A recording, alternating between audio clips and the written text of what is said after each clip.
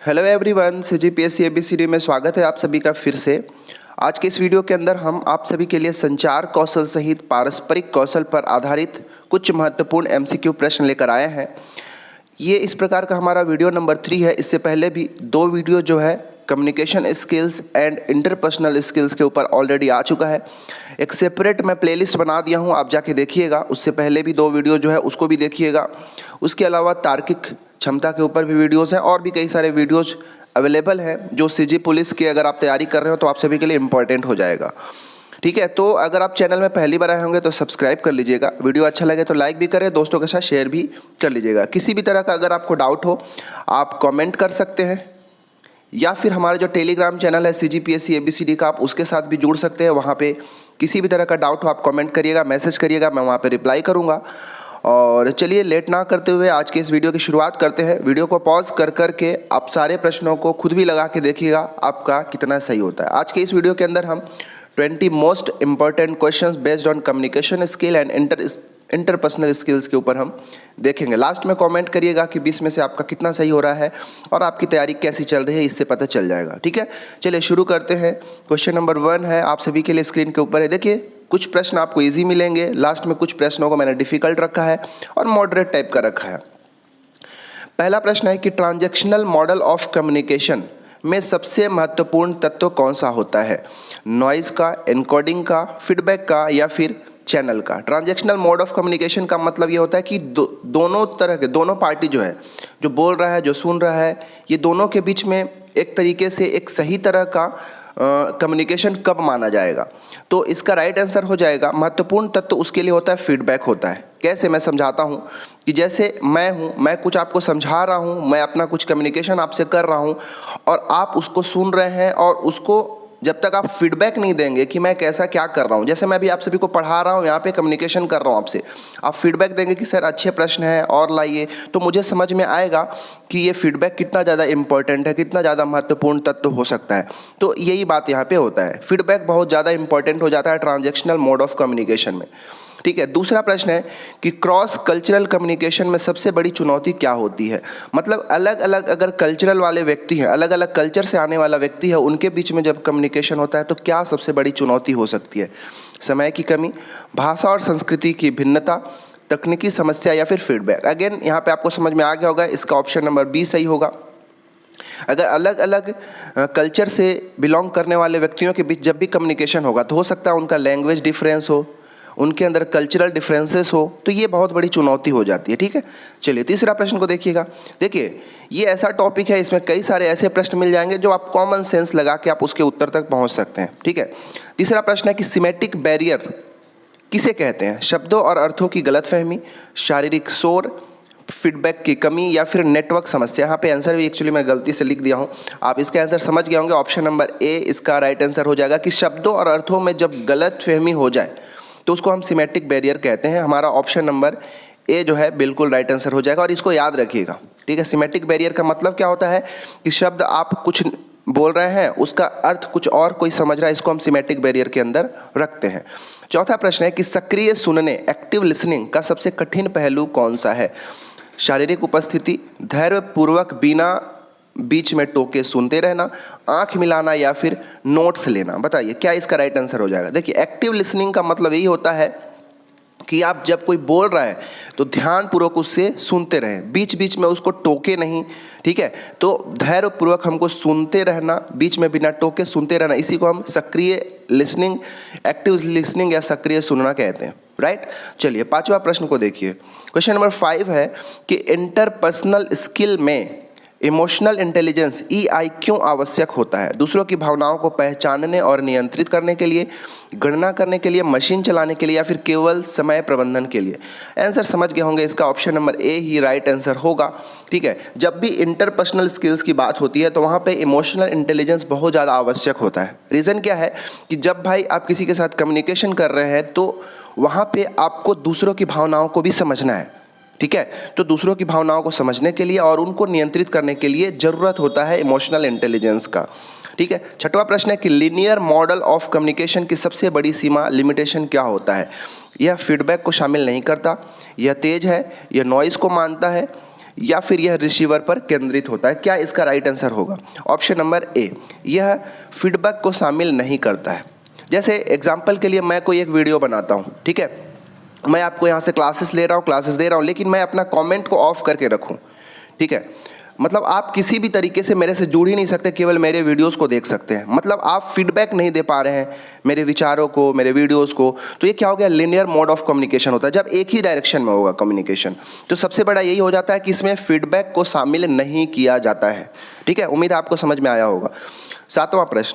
सातवां प्रश्न है कि कॉन्फ्लिक्ट रिजोल्यूशन में विन विन रणनीति का अर्थ क्या होता है? दोनों पक्ष हारते हैं, एक जीतता है और दूसरा हारता है, तीसरा दोनों पक्षों को समाधान से लाभ होता है, या फिर विवाद जो है अनसुलझा रह जाता है। क्या इसका राइट आंसर हो जाएगा? देखिए, कॉन्फ्लिक्ट रिजोल्यूशन जब दो लोगों के बीच में कॉन्फ्लिक्ट चल रहा हो, ठीक है, तो जब संचार के माध्यम से जब एक दूसरे की बातों को सुनते हैं, उसका समाधान निकालते हैं, तो ऐसा नहीं कि कोई एक व्यक्ति जीत जाता है, इसमें दोनों पक्षों की जीत होती है, क्योंकि समस्या का जो समाधान है इस तरीके से किया गया है कि दोनों पक्ष जो है खुश रहे, दोनों के लिए विन विन कंडीशन होना चाहिए। तो दोनों पक्षों को समाधान से जब लाभ होता है उसको हम कॉन्फ्लिक्ट रिजोल्यूशन के अंदर विन विन रणनीति मानते हैं। 8वां प्रश्न है कि हाई कॉन्टेक्स्ट कम्युनिकेशन का उदाहरण किस संस्कृति में अधिक पाया जाता है? अमेरिका में, जापान में, जर्मनी में, या फिर इंग्लैंड में? तो हाई कॉन्टेक्स्ट कम्युनिकेशन का सबसे बेस्ट एग्जांपल सेट करने वाला देश जापान है, ठीक है। ऑप्शन नंबर बी बिल्कुल सही आंसर है, राइट। याद रखिएगा, ये अच्छा प्रश्न है, डायरेक्ट इससे आपको वन लाइनर की तरह पूछा जा सकता है। 9वां प्रश्न है स्क्रीन के ऊपर कि कौन सा कौशल कठिन परिस्थितियों में शांत रहकर निर्णय लेने में मदद करता है? Technical skill, hard skill, data analysis, या फिर इमोशनल रेगुलेशन? बताइए क्या इसका आंसर होगा? ऑप्शन नंबर डी बिल्कुल सही हो जाएगा, इमोशनल रेगुलेशन। ये एक ऐसा फैक्टर है, कह लीजिए एक ऐसा स्किल है जो कठिन परिस्थितियों में भी आप शांत रहकर निर्णय ले सकते हैं। हम कई बार से होता है ना कि जब हमारे पास कोई एकदम डिफ़िकल्ट सिचुएशन आता है तो हम वहाँ पे अपने आप का आपा खो जाते हैं और कुछ भी डिसीजन लेते हैं, ठीक है, उल्टा पुल्टा, जो कहीं ना कहीं वापस हमारे लिए ही नुकसान हो जाता है।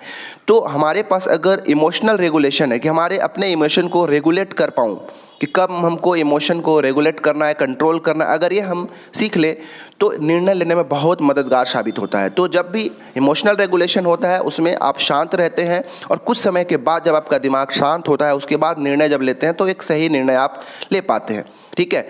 10वां प्रश्न है कि नॉन वर्बल कम्युनिकेशन में प्रॉक्सिमिक्स का क्या अर्थ होता है? चेहरे का भाव, शारीरिक दूरी और स्पेस का प्रयोग, आवाज़ का टोन, या फिर हाथ के इशारे? बताइए क्या इसका आंसर होगा? तो शारीरिक दूरी और स्पेस का प्रयोग करना ये प्रॉक्सिमिक्स कहलाता है, non verbal communication. Non verbal communication तो आप जानते हो, बिना बोले इशारों के माध्यम से कम्युनिकेशन करना नॉन वर्बल कम्युनिकेशन के अंतर्गत आता है। तो इसके बीच में दो जो लोग हैं जिनके बीच कम्युनिकेशन हो रहा है उनके बीच शारीरिक दूरी होना चाहिए और एक स्पेस का प्रयोग किया जाता है, इसी को हम प्रॉक्सिमिक्स कहते हैं, राइट। क्वेश्चन नंबर 11 है कि टीम वर्क में ग्रुप थिंक का नकारात्मक परिणाम क्या होता है? सभी का सहयोग होता है, स्वतंत्र विचारों का दमन होना, अच्छे निर्णय होना, या सकारात्मक माहौल? ये प्रश्न को मैं पहले भी क्वेश्चंस में करा चुका हूँ, दूसरे टाइप का, ठीक है। तो नकारात्मक परिणाम यहाँ पे क्या होता है कि स्वतंत्र विचारों का दमन हो जाता है। ऑप्शन नंबर बी सही है। ग्रुप थिंक का मतलब यही है कि जब कोई प्रॉब्लम हो, ठीक है, प्रॉब्लम सॉल्विंग वाले जो क्वेश्चन हो तो वहाँ पे ये बनता है कि जब कोई प्रॉब्लम है, जब उसका सॉल्यूशन निकाला जा रहा है, ठीक है, तो उसमें ग्रुप में जितने भी लोग हैं, ठीक है, सब लोग अगर कुछ सोचे समझे ही कोई एक व्यक्ति का बात मान लिए कि भाई तू जो बोल रहा है वही सही है, तो इसका नकारात्मक परिणाम यही होता है कि स्वतंत्र विचारों का दमन हो जाता है। भाई अगर सभी लोग अपना अपना कोई सुझाव देते तो एक बहुत सारा वहाँ पे सॉल्यूशन निकल के आता और जो सबसे बेस्ट सॉल्यूशन होता उसका यूज़ करते, लेकिन सब लोग किसी एक पे छोड़ देंगे कि भाई कि तू जो सोच लिया वही है, तो उसमें जो स्वतंत्र विचार है उसका दमन हो जाएगा और एक जो परफेक्ट सॉल्यूशन तक हम नहीं पहुँच पाएंगे, ठीक है। 12 नंबर का प्रश्न है कि संचार में सबसे कठिन बाधा कौन सी मानी जाती है? शारीरिक नॉइज, सिमेटिक बैरियर, मनोवैज्ञानिक बाधा, या फिर तकनीकी समस्या? बताइए। तो याद रखिएगा इसके आंसर ऑप्शन नंबर सी है। जो साइकोलॉजिकल बैरियर होता है ना, ये सबसे कठिन बाधा माना जाता है संचार के अंदर, ठीक है। मनोवैज्ञानिक बाधा पहले से आप सेट कर लिए, दो लोग के बीच में बात कर रहा हूँ मैं और आप बात कर रहे हैं, मैं पहले से आपके सोच लिया कि भाई ये व्यक्ति तो ऐसा ही है तो उसकी किसी बात को हमको मानेंगे ही नहीं, तो इसको हम साइकोलॉजिकल बैरियर के अंदर मानते हैं, ठीक है। ये एक मनोवैज्ञानिक बाधा हो गया। तो सबसे कठिन बाधा क्या माना जाता है? मनोवैज्ञानिक बाधा। ये इंपॉर्टेंट है, आपको याद रखना चाहिए, ठीक है। देखिए 13 नंबर के प्रश्न है कि पैरा लैंग्वेज का संबंध किससे होता है? शब्दार्थ से, आवाज के स्वर, गति और उतार चढ़ाव से, लिखित संचार से, या फिर सांस्कृतिक प्रतीकों से। Right answer is option number B. आवाजों के स्वर, गति और उतार चढ़ाव को हम पैरा लैंग्वेज के अंदर में रखते हैं, ठीक है। तो पैरा लैंग्वेज बेसिकली इन्हीं सब से, कि शब्दों को किस तरह से प्रयोग करना है, स्वर कैसा होगा, उसका स्पीड कितनी होगी, कितना ज़्यादा ऊंचा और स्लो बोलना है, ये सारा चीज़ जो है पैरा लैंग्वेज के अंतर्गत आता है। ऑप्शन नंबर बी सही हो जाएगा। 14 नंबर का प्रश्न है कि पारस्परिक कौशल में असर्टिव कम्युनिकेशन क्यों महत्वपूर्ण होता है? यह दूसरों को आहत करता है, आक्रामकता को बढ़ाता है, अपने विचार स्पष्ट और सम्मानजनक ढंग से रखने में मदद करता है, या फिर यह केवल मौन संचार पर ही आधारित होता है? बताइए क्या इसका आंसर होगा? तो इसका right answer option number C है कि जब भी पारस्परिक कौशल हो तो असर्टिव कम्युनिकेशन इसलिए इंपॉर्टेंट हो जाता है कि आप अपने विचारों को स्पष्ट तरीके से, सम्मानजनक ढंग से किसी सामने वाले के पास रख पाते हैं, इसलिए असर्टिव कम्युनिकेशन इंपॉर्टेंट हो जाता है, ठीक है। 15 नंबर का प्रश्न देखिए। प्रश्न क्रमांक 15 है कि कठिन परिस्थितियों में टीम लीडर की सबसे बड़ी जिम्मेदारी क्या है? अकेले निर्णय लेना, टीम को शांत, प्रेरित और एकजुट रखना, केवल आदेश देना, या फिर विवाद को बढ़ाना? ये बहुत अच्छा प्रश्न है। इसका आंसर क्या होगा? वीडियो को पॉज करके आप देने की कोशिश करिए। देखिए, जब कठिन परिस्थिति में आपका टीम हो और आप टीम लीडर हैं, तो उस समय टीम के जितने भी मेंबर्स हैं, हो सकता है सभी लोग जो है डिप्रेशन में हो, सभी लोग जो है किसी तरह के प्रॉब्लम में हो, समझ नहीं आ रहा है कि करना क्या है, कुछ लोग परेशान हैं। तो इस केस में टीम लीडर का जो वहाँ पे महत्व जो है, काम जो है बहुत ज़्यादा बढ़ जाता है। आपको टीम को शांत करना है, उनको प्रेरित करना है और एकजुट रखना है। ऐसा नहीं कि टीम आपका बिखर गया हो, ठीक है। तो ये सबसे ज़्यादा इंपॉर्टेंट हो जाता है। कठिन परिस्थिति में जो सबसे ज़्यादा रोल है वो किसका होता है? टीम लीडर का होता है, ठीक है, याद रखिएगा। 16 नंबर का प्रश्न, मान लीजिए यहाँ पे अब कंडीशनल क्वेश्चंस आ गए कि मान लीजिए कि एक टीम 2 सदस्य लगातार बहस कर रहे हैं। एक टीम के अंदर 2 सदस्य हैं जो लगातार बहस कर रहे हैं, पूरी टीम का माहौल नकारात्मक हो गया है, ठीक है। लीडर को सबसे पहले क्या करना चाहिए? ऐसा होता ही है भाई कि आपका फुटबॉल का 12 लोग का 11 लोग का टीम है, उसमें से 2 लोग आपस झगड़ा कर रहे हैं भाई, क्योंकि जो टीम वाले जो गेम्स होते हैं या जो टीम होता है वो सब मिल के काम करते हैं। कोई ज़रूरी नहीं कि एक व्यक्ति बोलेगा कि भाई जो मैं सबसे ज़्यादा इंपॉर्टेंस रखता हूँ तो वो बिल्कुल गलत बोल रहा है। टीम के अंदर टीम वर्क बहुत ज़्यादा ज़रूरी होता है। उसमें किसी भी तरह का सहयोग की बात होता है तो सबका सहयोग होता है, किसी एक व्यक्ति पे हम नहीं डाल सकते, ठीक है। तो जब 2 लोग बहस कर रहे हो तो पूरे टीम के अंदर एक नकारात्मक माहौल हो जाता है। तो अगर आप उस समय लीडर है टीम का, तो आपको क्या करना चाहिए? दोनों को नज़रअंदाज करेंगे, पूरी टीम के सामने डांटेंगे, निजी रूप से दोनों से बातचीत करेंगे और उनके दृष्टिकोण को समझेंगे, तुरंत दोनों को टीम से बाहर कर देंगे। तो राइट आंसर तो हमारे हिसाब से ऑप्शन नंबर सी होगा। आप भी समझ गए होंगे कि अगर आप टीम लीडर हैं और 2 लोगों के बीच में बहस चल रहा है किसी बात को लेके, तो आप उनको सबके सामने नहीं डांटने के बजाय उन सबको अकेले में ले जाए, पर्सनली उनसे समझाएं कि भाई किस बात पे आपस में बहस हो रहा है, और उसको समझेंगे। दोनों के दृष्टिकोण, हो सकता है दोनों एक दूसरे के अपोजिट सोच रहे हों अपने टीम के लिए ही और आपस में झगड़ा कर रहे हो, तो आपको दोनों के विचारों को सुनना है, दोनों के दृष्टिकोण को समझना है, इसके बाद डिसीजन लेना है कि भाई तुम सही हो। मतलब कहने का कि आपको ऐसा डिसीजन लेना है ताकि आपका पूरा टीम एक साथ होकर काम कर सके। 17 नंबर का प्रश्न है कि सिलेक्टिव परसेप्शन संचार की कौन सी समस्या को दर्शाता है? जब श्रोता केवल सुनता है, उसकी सोच में मेल खाता है, जब नॉइज बहुत अधिक हो, जब संदेश तकनीकी माध्यम से भेजा जाए, या फिर जब फीडबैक ना हो? बताइए क्या इसका आंसर हो जाएगा? Right answer option number A, जब श्रोता केवल वही सुनता है जो उसकी सोच में मेल खाता है। इसको हम सेलेक्टिव परसेप्शन कहते हैं। फॉर एग्जाम्पल, मैं कुछ पढ़ा रहा हूँ आपसे, ठीक है, मैं आपको कुछ पढ़ा रहा हूँ यूट्यूब के माध्यम से, या फिर जब सामने है तो मैं आपसे कुछ बात कर रहा हूँ, तो आप मेरे केवल वही बातों को सुनेंगे जो आपको अच्छा लगता है, जो आपके विचारों के साथ मैच करता है। तो इसको हम सेलेक्टिव परसेप्शन कहते हैं। और बाकी मैं कुछ सिखाऊं जो हो सकता है कि आपको उस बात से कोई भी मतलब समझ नहीं आता है, या फिर वो बात आपको पसंद नहीं है, तो आप उसको नहीं सुनेंगे। तो इसको हम सेलेक्टिव परसेप्शन के अंदर रखते हैं, और ये बहुत सारे लोगों के अंदर होता है। जिसका विचार मेरे से मैच हो पाएगा वो मेरी बातों को सुनेगा, नहीं तो नहीं सुनेगा, ठीक है। ये कॉमन सा प्रॉब्लम है जो सबके अंदर होता है, हो सकता है मेरे अंदर भी। 18वां प्रश्न है, किसी स्थिति में नॉन वर्बल कम्युनिकेशन से अधिक प्रभावी होता है। दो तरह का कम्युनिकेशन, एक नॉन वर्बल जिसमें बिना बोले संकेतों के माध्यम से होता है, एक होता है वर्बल कम्युनिकेशन जो आप बोल के करते हैं। अब किस कंडीशन में नॉन वर्बल कम्युनिकेशन अधिक प्रभावी हो जाता है आप सभी को बताना है। जब तकनीकी डेटा समझाना हो, जब भावनाएं और रुख व्यक्त करना हो, जब कानूनी अनुबंध बनाना हो, या फिर जब लिखित सूचना भेजना हो। बताइए। तो ऑप्शन नंबर बी, जब भावनाएं और रुख व्यक्त करना हो तो उस समय नॉन वर्बल कम्युनिकेशन ही काम करता है। ठीक है, तो उस केस में सबसे ज़्यादा इंपॉर्टेंस किसका हो जाता है? नॉन वर्बल कम्युनिकेशन का। 19वां प्रश्न को ध्यान से देखिएगा कि मान लीजिए एक बहुराष्ट्रीय कंपनी की बैठक में भारतीय, जापानी और जर्मन कर्मचारी हैं।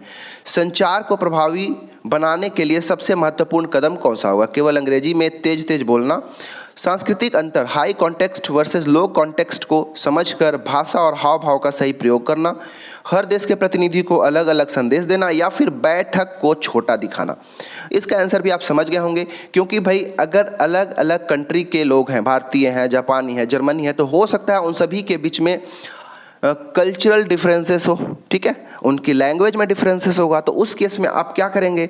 सांस्कृतिक अंतर को समझेंगे और भाषा और हाव भाव का सही प्रयोग करके जो कम्युनिकेशन को हम कर पाएंगे। ठीक है, तो ऑप्शन नंबर बी बिल्कुल यहाँ पे सही आंसर हो जाएगा। ठीक है, 20वां और आखिरी प्रश्न आज के इस वीडियो का करते हैं कि मान लीजिए एक कर्मचारी सही तथ्य बताता है लेकिन उसका टोन कठोर और असभ्य है। इस स्थिति में संचार की असफलता किस स्तर पर हुई? Semantic barrier, psychological barrier, para language और इंटरपर्सनल बैरियर, या फिर चैनल ब्रेकडाउन। बताइए क्या इसका राइट आंसर हो जाएगा?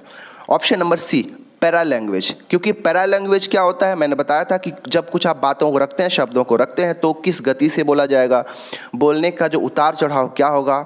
ठीक है, और इंटरपर्सनल बैरियर, इन सारे चीज़ों पर असफलता माना जाएगा। ठीक है, संचार में अगर मतलब एक सही तथ्य ही बता रहा है, लेकिन बोलने का एक तरीका होता है। भाई आप सॉफ्टली भी बोल सकते हैं, सभ्य तरीके से भी उस बातों को बता सकते हैं, लेकिन आप बहुत ज़ोर ज़ोर से चिल्ला चिल्ला के बता रहे हैं, असभ्य तरीके से बात कर रहे हैं, तो वहाँ पे कई तरह के बैरियर उत्पन्न होते हैं, जिसमें पैरा लैंग्वेज बैरियर हो गया और इंटरपर्सनल बैरियर भी होता है। तो ऑप्शन नंबर सी यहाँ पे बिल्कुल सही आंसर हो जाएगा। तो आज के इस वीडियो के अंदर 20 प्रश्नों को हमने देखा। ठीक है, 20 में से आपका कितना सही हुआ कमेंट करके जरूर बताइएगा। इससे पहले के 2 वीडियो को भी आप जरूर देखिएगा, आप अगर आपने नहीं देखा है। क्वेश्चन कैसा लगा कमेंट करके बताइएगा। नेक्स्ट वीडियो जो है आपको किस टॉपिक पे चाहिए कमेंट करके ये भी बताइएगा। ठीक है, सब्सक्राइब कर लीजिएगा चैनल को, अगर पहली बार आए होंगे तो वीडियो को लाइक भी करें, दोस्तों के साथ शेयर भी करिएगा, हमारा टेलीग्राम चैनल के साथ भी जरूर जुड़ जाइएगा। मिलते हैं किसी और वीडियो में, आप अपनी पढ़ाई को जारी रखेंगे। Thanks for watching our video.